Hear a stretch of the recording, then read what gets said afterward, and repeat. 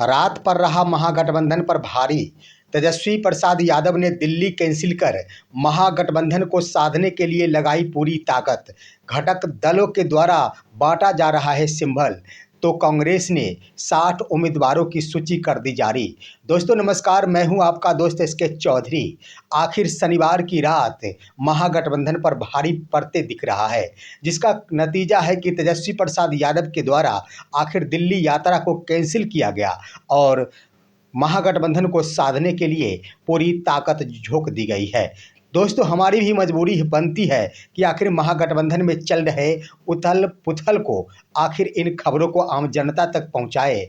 इसी कारण मैं भी देर रात यह खबर आप सभी के बीच पहुंचा रहा हूं। आइए दोस्तों, आज के इस वीडियो में हम चर्चा करते हैं कि महागठबंधन को साधने के लिए तेजस्वी प्रसाद यादव के द्वारा पूरी एड़ी चोटी लगा दी गई है और संभवतः यह दृश्य दिख रहा है कि महागठबंधन को तेजस्वी प्रसाद यादव जरूर साध लेंगे। आइए दोस्तों बातें करते हैं, लेकिन इससे पहले आप अभी तक हमारे इस चैनल को सब्सक्राइब नहीं किए हैं, कृपया अभी सब्सक्राइब कर लेंगे। दोस्तों मैं बता देना चाहूँगा कि शनिवार का दिन महागठबंधन के लिए काफ़ी भगदड़ भरा रहा था, जिसके तहत कई प्रकार की बातें सामने उभर कर आई। ये भी बात सत्य है कि मुकेश सहनी भी नाराज दिखे। मुकेश सहनी की ओर से नाराजगी प्रस्तुत की गई। इसका मुख्य कारण ये था कि उनको सीटों का ऐलान, यानी कितने सीटें उन्हें दी जा सकेगी, इस पर बातचीत नहीं हो पाई थी। तो वहीं आखिर डिप्टी सीएम को लेकर प्रेस कॉन्फ्रेंस तेजस्वी प्रसाद यादव के द्वारा किया जाना उनकी प्रमुख डिमांड के रूप में शामिल थी। परंतु तेजस्वी प्रसाद यादव के ऊपर भारी दबाव था कांग्रेस का। कांग्रेस की ओर से लगातार ही सीएम फेस और डिप्टी सीएम फेस को लेकर आखिर खुले तौर पर नहीं कुछ कहा जा रहा था। उनके स्तर से यही बयान दिया गया कि चुनाव बाद सीएम और डिप्टी सीएम फेस को लेकर हम लोग देखेंगे। परंतु दोस्तों, जहां पर पहले से ही सीएम फेस की बातें मुकेश सहनी की ओर से तेजस्वी प्रसाद यादव का नाम लेकर किया जा रहा, वही खुद का नाम भी मुकेश सहनी आज नहीं 6 महीने पहले से करते आ रहे हैं। वहीं पर दोस्तों तेजस्वी प्रसाद यादव का जो विचार आया था कि राहुल गांधी, सोनिया गांधी और खड़गे के साथ मुलाकात रविवार को हो, इसके लिए योजना तैयार कर ली गई थी कि शनिवार देर शाम तक दिल्ली रवाना हो जाएंगे। परंतु अंततः दिल्ली यात्रा को उन्होंने कैंसिल किया है और वहां रहकर राबड़ी आवास और तेजस्वी प्रसाद यादव, लालू प्रसाद यादव के साथ सहमति बनाते हुए आपसी मंथन के साथ सबसे पहले मुकेश सहनी के लिए बातचीत हो रही है। ये खबर नहीं आ पा रही है, यो भी तस्वीर भी नहीं आ पा रही है कि मुकेश सहनी आखिर तेजस्वी प्रसाद यादव से मुलाकात किए हैं या फिर नहीं, लेकिन ये खबर आ रही है कि तेजस्वी प्रसाद यादव मुकेश सहनी से लगातार संपर्क स्थापित किए हुए हैं और इसके तहत मुकेश सहनी के साथ तमाम उनके जो मुद्दे हैं उसकी निराकरण की बातें तेजस्वी प्रसाद यादव की ओर से की जा रही है। इसी बीच दोस्तों 2 प्रकार की बातें सामने उभर कर आ गई। सबसे पहली बात कि मुकेश सहनी का समर्थन किया गया था दीपांकर भट्टाचार्य की ओर से कि उनकी डिमांडें बिल्कुल जायज़ है और उन्हें सम्मानजनक सीटें मिलनी चाहिए। सबसे बड़ी बात उन्होंने कही थी कि मुकेश सहनी को लेकर भाकपा माले को कोई कष्ट, कोई ऐतराज नहीं है, खुलकर समर्थन किया गया था। लेकिन वहीं पर शनिवार को ही भाकपा माले की ओर से अपने पूर्व के तमाम 19 सीटों के उम्मीदवारों के लिए घोषणाएं भी कर डाली गई। उन्होंने अपने तमाम 19 सीटों पर जो पिछली बार वर्ष 2020 में महागठबंधन की तरफ से भाकपा माले को दिया गया था, उन तमाम सीटों पर अपने उम्मीदवार को तैयारी करने की इजाज़त दे दी।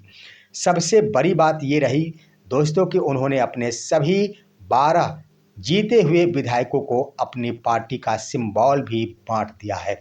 लेकिन उन्होंने महागठबंधन की ओर से औपचारिक रूप से घोषणा हो जाने के बाद ही नामांकन करने की भी सलाह दे डाली है। लेकिन दोस्तों यहाँ पर बातें करेंगे, ये तो सिलसिला है ही। सवाल यहाँ पर बन रहा है कि आखिर सिंबल दे दिया गया और ढेर सारी सीटें थी जिसकी डिमांड आरजेडी की ओर से लगभग 4 से 5 सीटें थी जो सिटिंग विधायकों की सीटें थी भाकपा माले की आरजेडी के द्वारा की जा रही थी, परंतु इसी बीच सिंबल बांट दिया गया। क्या यहाँ पर सहमति बन गई है? इसी बात पर आखिर जंग छिड़ा हुआ है जिसे भी साधने की कोशिश की जा रही है। लेकिन बड़ी खबर हम आपको बता दें दोस्तों कि यहाँ पर सबसे आगे निकल चुकी है कांग्रेस। इससे पहले हम बता दें अभी तक दोस्तों आरजेडी की ओर से 51 उम्मीदवारों को टिकट फाइनल की सूची दे दी गई है, यानी 11 सिटिंग विधायकों को इस बात की घोषणा कर दी गई है कि आप सभी का सीट कन्फर्म है। सिंबल अभी तक नहीं दिया गया है। सबसे ज़्यादा 51 उम्मीदवारों को आरजेडी की ओर से टिकट कन्फर्म कर दिया गया, लेकिन वहीं पर आप देखेंगे मुकेश सहनी की ओर से अभी तक 12 उम्मीदवारों को सिंबल बांट दिया गया है। उन्होंने अपने 12 उम्मीदवारों को सीट कन्फर्म करते हुए सिंबल भी बांट दिया है।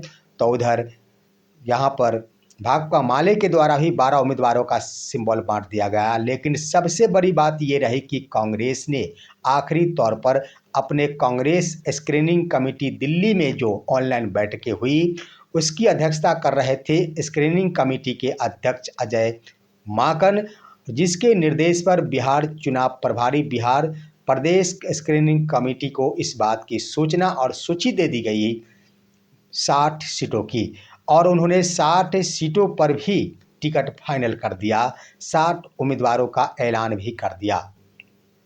तो इस तरह से सबसे आगे निकल चुकी है कांग्रेस। इन तमाम मुद्दों पर आखिर निगरानी रखने के लिए तेजस्वी प्रसाद यादव दिल्ली रवाना को कैंसिल किए हैं। और मैं आपको बता दूं दोस्तों कि क्या करेंगे आखिर बिहार में रहकर, आज रात रहकर तेजस्वी प्रसाद यादव। दोस्तों तेजस्वी प्रसाद यादव दिल्ली कैंसिल करते हुए अब योजना बना डाले हैं कि अब वो रविवार को अपनी मां राबड़ी देवी और लालू प्रसाद यादव के साथ ही दिल्ली के लिए रवाना होंगे, लेकिन रात भर वो बड़ा काम करेंगे। हम आपको बता दें दोस्तों कि घटक दलों के महागठबंधन के तमाम घटक दलों की ओर से सीटों का ऐलान किया गया है, लेकिन औपचारिक रूप से घोषणाएं नहीं हुई है, जिसको लेकर आखिर सस्पेंस है कि पहले ही जब तमाम सीटों का ऐलान तमाम घटक दलों के स्तर से की जा रही है तो निश्चित रूप से भगदड़ मचेगी। उसी सीट पर आखिर आरजेडी अपना उम्मीदवार खड़ी करेगी, तो उधर कांग्रेस, तो उधर भाकपा माले, उधर मुकेश सहनी, तो भगदड़ मचना तो बिल्कुल तय है। लेकिन आखिर साधा किस आधार पर जा रहा है, इसी को लेकर तेजस्वी प्रसाद यादव रात भर तमाम घटक दलों से संपर्क स्थापित कर रहे हैं, ये सूचना प्राप्त हुई है। और सबसे बड़ी बात यह स्पष्ट करता है कांग्रेस ने आखिर 70 उम्मीदवारों के नाम का फाइनल सूची अपने बिहार प्रदेश कांग्रेस कमेटी को सौंपी है। इसका सीधा सीधा अर्थ दो प्रकार का होता है दोस्तों, और ये महागठबंधन के पक्ष में ही जाता है। सबसे बड़ी बात कि सीटों के बंटवारे पर विलंब हो रही तो निश्चित रूप से पार्टी में भगदड़ मचेगी। इसको लेकर 60 सीट निश्चित रूप से फाइनल यानी कॉन्फर्मेशन की सूचना कांग्रेस की ओर से दे दी गई, ताकि कतार में खड़े 60 उम्मीदवारों को इस बात का भरोसा मिल जाए कि कांग्रेस के लिए 60 सीट कन्फर्म हो गई है। अब दोस्तों यहाँ पर बड़ी बात ये आ रही है कि आखिर जब घोषणा ही करनी थी, अगर विपक्ष में कांग्रेस होती तो संभावना ये बन सकती थी कि उनके स्तर से 70 सीटों पर ऐलान किया जाता, लेकिन सूचना भी दी जा रही है तो मात्र 60 उम्मीदवारों से 60 उम्मीदवारों की, यानी इससे जग जाहिर हो रहा है कि महागठबंधन में आखिर घटक दलों की ओर से सीमा को पार नहीं किया जा रहा है। 55 से 60 सीटों वाली बात हो रही थी, वहां पर कांग्रेस ने 60 सीटों की ही बात इस माध्यम से समन्वय समिति के कानों तक पहुंचाने की कोशिश की, जिस पर विचार विमर्श देर रात तक जारी है। अब आइए दोस्तों, आप भाकपा माले की बातें करेंगे तो उन्होंने तमाम 19 सीट, वो तमाम सीट जो पिछली बार मिले थे उस पर दावेदारी ठोक दी गई, लेकिन उनकी ओर से आप बता दिया जाए कि जो तैयार किया गया है सीटों के बंटवारे का फार्मूला, उसके तहत भाकपा माले को 22 सीटें देने की बात हो रही है। मात्र 19 सीटों पर ही उन्होंने अपने उम्मीदवारों की तैयारी की बात की है, तो इसका मतलब है कि सकारात्मक रुख देखा जा सकता है। अगर यहाँ पर सकारात्मक ना होकर नकारात्मक होता तो स्वाभाविक रूप से यह 22 सीटों तक मामला जा सकता था, परंतु 22 से पार नहीं किया। मुकेश सहनी की बातें करें तो मुकेश सहनी के स्तर से तो खुलासा ही नहीं हो पा रहा कि आखिर कितने सीट, लेकिन आखिर उन्होंने अपने तरफ से यह बयाने दे डाली कि हम 30 सीटों वाली बात उन्होंने कही थी, और उनके राष्ट्रीय जो अध्यक्ष के बाद उपाध्यक्ष हैं राजा नवबिंद, उन्होंने कहा था कि भले ही 30 सीट मिले, कितनी भी सीट मिले, लेकिन वीआईपी 40 सीटों पर चुनाव लड़ेगी। तो इस आधार पर उनका बयान कुछ और था, परंतु अभी तक वीआईपी सुप्रीमो की ओर से मीडिया के सामने अंतिम जो बयान दिया गया था वो 30 से ऊपर सीटों पर चुनाव लड़ेंगे, यहाँ तक माना जा सकता है। लेकिन उनके लिए मसला सिर्फ डिप्टी सीएम को लेकर है, सिर्फ मामला फंसा हुआ है कांग्रेस के स्तर से, जिनके स्तर से अगर डिप्टी सीएम और सीएम वाली बातें हो जाती तो स्वाभाविक प्रक्रिया है कि महागठबंधन में सब कुछ पर मुहर लग जाती। तो इस तरह से दोस्तों आज रात संभालने पर बिल्कुल ही अपना कदम बढ़ाया गया है तेजस्वी प्रसाद यादव की ओर से। यह महागठबंधन के लिए सकारात्मक सिद्ध हो रहा है। महागठबंधन बिल्कुल साधा जा रहा है। जो सीटों का ऐलान घटक दलों के स्तर से किया जा रहा उससे स्पष्ट हो रहा है कि सीमा पार नहीं किया जा रहा और महागठबंधन अभी अटूट है। और इसकी सूचना अंतिम रूप से बता दें कि देर रात मुकेश सहनी के द्वारा अपने प्रोफाइल के माध्यम से भी दी गई है। महागठबंधन अटूट है। देखना है आगे क्या कुछ होता है सुबह होने तक। फिलहाल आज की खबर यहीं तक। आप सभी हमारे इस वीडियो को लाइक कीजिए, अपने दोस्तों के पास शेयर कीजिए और आप दीजिए अपने दोस्त को इजाज़त। हम फिर मिलेंगे आपसे अगले वीडियो में। तब तक के लिए नमस्कार।